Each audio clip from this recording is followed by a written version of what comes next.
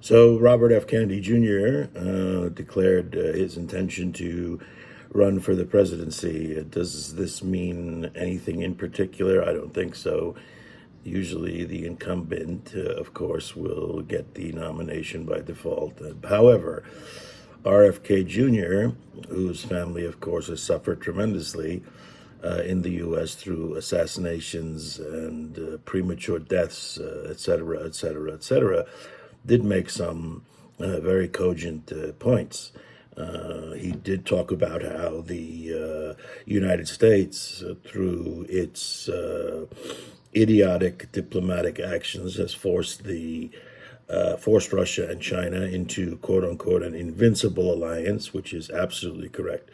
The United States, instead of seeking comity and accommodation with the rest of the world, does what most declining empires do.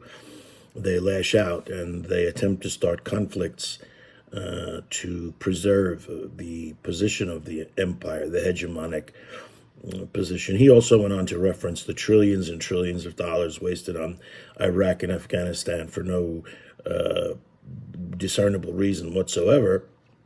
And of course, the senseless loss of life on both sides of the equation. And also, he talked about the dissolution of the U.S.'s moral authority in terms of its position worldwide with regard to trying to set an example for the rest of the world for good governance. Finally, he mentioned how over the last 30 years, the U.S. has bombed every kind of country in the world, bombed their infrastructure, and generally tried to destroy civil society in other countries that it doesn't like, whereas China has gone around the world using economic aid, which Germany used to do as well prior to falling into the war camp with Joe Biden over Russia, Ukraine, using its economic power to build bridges without interfering in the matter of internal governance of these countries.